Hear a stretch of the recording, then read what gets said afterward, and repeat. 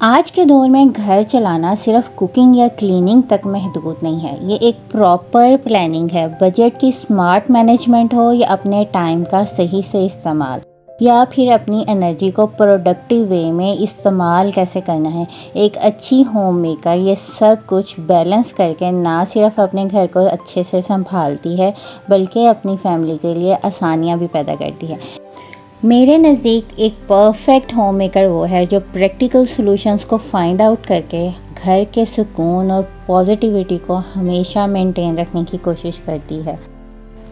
आज के इस व्लॉग में मैं आपके साथ अपनी डेली रूटीन शेयर करने के साथ साथ कुछ ऐसी हैबिट्स भी शेयर करूँगी that help me to manage my home properly.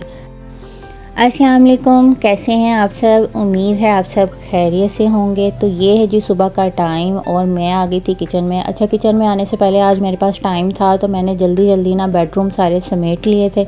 उसके बाद मैं फ्री होके किचन में आ गई थी और मुझे लगता है सुबह का आगाज़ आपका अच्छा होना, आप एक्टिव फील कर रहे हो तो आप सारा दिन भी एक्टिव फील करते हैं। अगर हम चाहते हैं ना कि दिन का हर काम वक्त पर मुकम्मल हो तो सबसे ज़रूरी ये है कि हम अपने सुबह के टाइम को वाइजली मैनेज करें और इसके लिए बहुत ज़रूरी है कि हम इस टाइम को फजूल स्क्रॉलिंग में ज़ाया ना करें। मोबाइल को एक साइड पर रख कर ना अपने दिन की प्लानिंग करें। आप यकीन करें इस एक छोटी सी आदत से ना हमारे दिन के सारे काम आसान हो जाएंगे।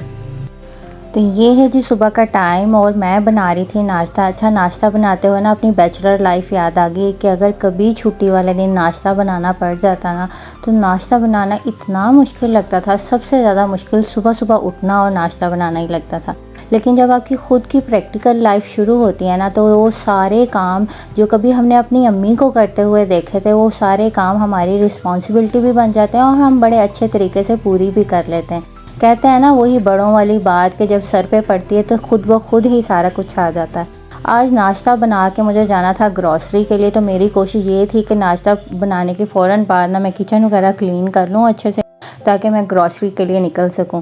अच्छा, ग्रॉसरी करने जाना होना तो मुझे जो टाइम सूटेबल लगता है वो सुबह के 11 बजे के करीब का टाइम होता है। एक तो सारी वेजिटेबल्स फ्रूट्स वगैरह आपको फ्रेश मिल जाते हैं और रश बड़ा ही कम होता है और आप टाइमली सारा कुछ कंप्लीट करके ना वापस आ सकते हो लंच बनाने से पहले पहले। और अक्सर ऐसे ही होता है कि मैं महीना शुरू होते ही ना ग्रॉसरी कर लेती हूँ, लेकिन इस दफ़ा हुआ ऐसे है कि मेरी जो ग्रॉसरी है ना तकरीबन 1.5 मंथ तक चल चुकी है और ये महीने का जो है मिड चल रहा है तब मुझे ग्रॉसरी की ज़रूरत पेश आई। इस दफ़ा जो मैंने सबसे पहला काम ये किया था कि जैसे ही मेरी चीज़ कोई ख़त्म हो रही थी ना सिर्फ मैं वो ख़त्म हुई चीज़ की ना लिस्ट बना रही थी ताकि मेरी जो लिस्ट हो वो प्रिसाइज़ हो कि किन किन चीज़ों की मुझे ज़रूरत है। और बरसात के दिनों में ना जब आप मसाले वगैरह ज़्यादा वैसे ही लेना प्रेफर नहीं करते क्योंकि हर चीज़ में ना नमी बड़ी आसानी से आई होती है। तो जो मैंने लिस्ट बनाई थी उसके अकॉर्डिंगली मैंने सारी चीज़ें जो हैं वो ले ली थी। अच्छा, जब भी मैं ग्रॉसरी करके आती हूँ ना मैं उसी टाइम जो भी जितने भी शॉपिंग बैग्स होते हैं, क्योंकि जब भी आप किसी मॉल वगैरह में जाते हो आपको शॉपिंग बैग हर दफ़ा परचेज़ करना पड़ता है। मैं जब भी ग्रॉसरी करके आती हूँ तो शॉपिंग बैग्स जितने भी होते हैं ना उसी टाइम फ़ोल्ड करके ना मैं गाड़ी में रखवा देती हूँ ताकि आपको वो बैग्स ना दोबारा ना परचेज़ करने पड़े। अच्छा, मेरी ग्रॉसरी की लिस्ट इस दफ़ा इतनी प्रिसाइज़ और क्लियर थी, मेरा सारा काम जल्दी निपट गया था। उसके बाद मैं क्लॉथिंग सेक्शन की तरफ आई थी। चाहे मैंने कुछ लेना हो या ना लेना हो एक दफ़ा मैं लाजमी इस सेक्शन की तरफ आती हूँ ताकि कुछ डिस्काउंट में चल रहा हो या कुछ भी अच्छा लग जाए जो आपकी ज़रूरत के अकॉर्डिंग हो तो वो मैं ले लूँ। तो अच्छा, घर आते ही ना सबसे बड़ा काम जो होता है ना वो ग्रॉसरी अरेंज करने का होता है। ये काफ़ी टाइम टेकिंग होता है। लंच बनाने के बाद ना मैंने सबसे पहले जितनी भी वेजिटेबल्स वगैरह थी आई हुई वो पहले मैं संभाल लेती हूँ। चाहे बाकी बैग्स जो हैं वो मैं साइड पे रख लेती हूँ ताकि उनको कुछ देर भी हो जाएगी तो वो बाद में किया जा सकते हैं। लेकिन जो चीज़ें संभालने वाली है ना वेजिटेबल्स और फ्रूट्स वगैरह या मीट वो मैं टाइमली संभाल लेती हूँ ताकि ना वो चीज़ें ख़राब ना हो। अच्छा, सबसे पहले मैंने यहाँ पे प्याज वगैरह साफ़ किए। अच्छा, जब ग्रॉसरी आती है ना आपके बहुत सारे किचन के हिस्सों की क्लीनिंग भी हो जाती है। सबसे पहले मैंने ना ये प्याज वाली टोकरी बाहर रखी होती है सहन में एक साइड पे कॉर्नर में जहाँ पे धूप भी नहीं आती और हवा भी लगती रहती है क्योंकि किचन मेरा नॉर्मल साइज़ का और इसमें किचन में कोई ऐसी जगह नहीं जिस यहाँ पे मैं ये टोकरी रख सकूँ। तो इसमें मैंने प्याज वगैरह अगर रखने भी होना तो मैं इनको हमेशा साफ़ करके और शीट बिछा के रखती हूँ ताकि कोई भी छिलके वगैरह ना वो फर्श पे ना गिरते रहें। सब कामों से फारिग होने के बाद ना मैंने यहाँ पे सारे बैग्स ओपन किए थे ताकि मैं हर चीज़ ना अरेंज करके रख लूँ ताकि मुझे लिस्ट से एक दफ़ा रीचेक करने में भी आसानी हो कि कोई चीज़ मिसिंग तो नहीं है। और यहीं पे फिर मैं सारे जो ऑर्गेनाइज़र में रख के ना अपनी ग्रॉसरी जो है वो ऑर्गेनाइज़ करती जाऊँगी।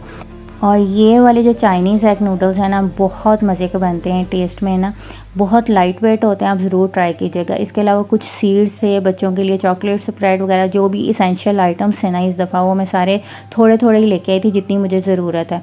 इसके अलावा ग्लव्स चाहिए थे मुझे किचन के कामों के लिए, तो वो मैं लेके आई थी। सारी चीज़ें मैंने एक दफ़ा रीचेक कर ली थी। अच्छा, हैंड वॉश की एक जंबो बोतल थी जो मैं लेके आई थी, मुझे लगता है ये साल से पहले तो ख़त्म नहीं होने वाली, और ये काफ़ी ज़्यादा बजट फ्रेंडली कीमत में मुझे मिल चुकी थी। और सारे स्पाइसेस या वॉशिंग आइटम मैं अकॉर्डिंगली अपने ऑर्गेनाइज़र में सेट करती जाऊंगी। और हर ऑर्गेनाइज़र के बाहर ना मैंने एक चिट लगाई होती है, जिससे मुझे खाने में दूर से ही पता चल जाता है कि इस वाले डिब्बे में इस टाइप की चीज़ें पड़ी हैं। अच्छा, स्पाइसेस वगैरह आप सेट कर रहे हैं या मसाले सेट कर रहे हैं, तो मैं प्रेफर यही करती हूँ, अगर कोई मेरी पुरानी चीज़ या नियर टू एक्सपायर पड़ी है ना, वो मैं सामने सामने रखूँ। जो बिल्कुल न्यू चीज़ें हैं वो थोड़ा पीछे रख लूँ, ताकि पहली वाली चीज़ें जो हैं वो आपके इस्तेमाल में पहले आ जाएँ। सारे जार्स मसालों वगैरह के वो मैं साथ के साथ ही रीफ़िल करती जाऊँगी। अच्छा, इसी तरह आप ग्रॉसरी को अगर तरतीब से ऑर्गेनाइज़ करें ना, आपके लिए काम करना ना किचन में बहुत आसान हो जाता है। पास घरों में मैंने ऐसे देखा, शॉपरों में बांध बांध के चीज़ें रखी होती हैं, वो काम करना भी इतना मुश्किल लग रहा होता है, टाइम टेकिंग बहुत होता है वो काम।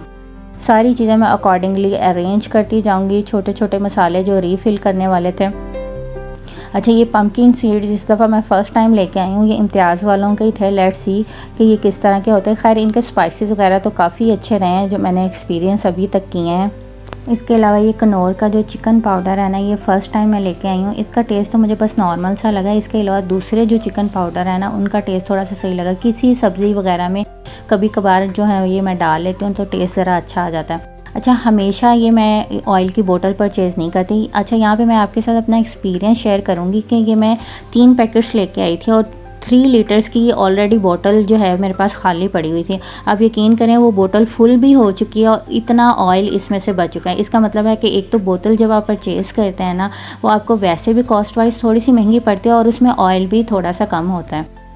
तो मेरे ख्याल में बोतल की बजाय ना, आई थिंक पैकेट ऑयल के अगर हम परचेज़ कर लें तो वो ज़्यादा बजट फ्रेंडली होता है। अच्छा, क्लॉथिंग सेक्शन में से ये मैंने 2 टॉवल परचेज़ किए थे। ये टॉवल मैंने थोड़े से डार्क कलर्स के लिए थे बच्चों के लिए। और इसके अलावा मैंने ये 3 का सेट था बॉक्सेस का, ये मैंने किचन के लिए लिए थे। ये मैं प्रेफर करती हूँ कि मैं प्लास्टिक ज़रा कम ही यूज़ करूँ किचन में, लेकिन फ्रोज़न आइटम्स रखने के लिए ना आई थिंक ये बेस्ट होते हैं। और एक मैंने ईशान का वाइट ड्रेस लिया था, और हिबा के लिए मैंने नाइट ड्रेस लिया था, जो कि मुझे बहुत ही रीज़नेबल प्राइस में मिला था, और स्टफ़ वाइज भी काफ़ी अच्छा था। अच्छा, आज मैं लेके आई थी ग्रॉसरी करके आते हुए पीस लेके आई थी, लेग पीस। तो यहाँ पे मैं बना रही थी तवा पीस। यहाँ पे मैंने योगर्ट में अदरक, लहसुन, नमक, काली मिर्च, टिक्का मसाला और तंदूरी मसाला ऐड किया है, और मैंने गोश्त गलाने वाला पाउडर भी ना इसमें थोड़ा सा ऐड कर लिया था।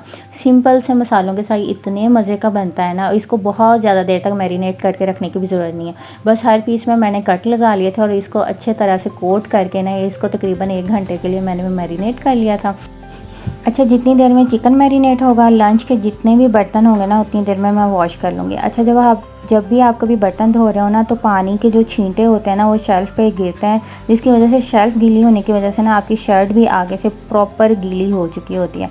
तो इसके लिए मैं क्या करती हूँ, छोटा सा टॉवल बिछा लेती हूँ, इससे वो टॉवल सारा अब्जॉर्ब कर लेता है पानी। एक तो फ़र्श भी गीला नहीं होता अगर पानी नीचे तक बह के आ जाए, और आपकी शर्ट भी बच जाती है। अच्छा, जब आप किचन में हो ना, तो दिल करता है एक ही टाइम में सारे काम कंप्लीट करके फिर ही किचन से बाहर आया जाए। जितनी देर में बर्तनों का पानी ड्रेन आउट होगा, उतनी देर में मैं सारी शेल्फ्स और चूल्हा वगैरह अच्छे से क्लीन कर लूँगी। अच्छा, मुझे लगता है असल बात किचन के साइज़ डिज़ाइन की नहीं होती कि कितना किचन आपका लग्जरियस या मॉड्यूलर है। असल बात होती है आपके सलीके की, कि आपने अपने किचन को कितना नीट एंड क्लीन, कितना क्लटर फ्री और ऑर्गेनाइज रखा हुआ है। अच्छा, जितना आप अपने किचन को क्लटर फ्री, ऑर्गेनाइज और नीट एंड क्लीन रखेंगे ना, उतना ही आपके टाइम और एनर्जी की बचत होगी। आपकी कुकिंग का टाइम बहुत ज़्यादा सेव होता है, हर काम आपके लिए आसान होता जाता है। और मज़े की बात तो तब है कि आपका किचन इतना ऑर्गेनाइज हो कि अगर कोई स्ट्रेंजर भी आपके किचन में आए तो ईज़िली हर चीज़ उसके लिए अवेलेबल हो, और उसको ऑर्गेनाइज लगे, ईजी एक्सेस में हो।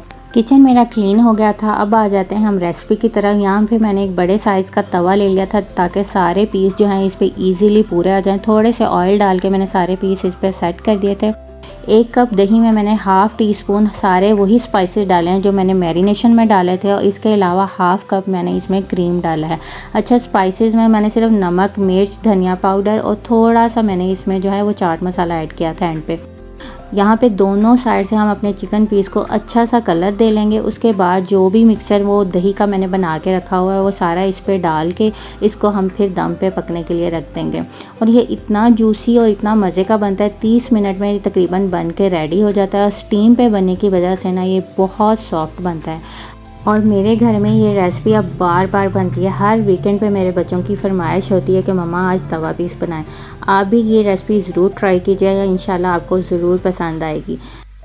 आई होप आपको आज का मेरा ये व्लॉग पसंद आया होगा। If yes then don't forget to like share and subscribe. Thank you so much. अल्लाह हाफिज़।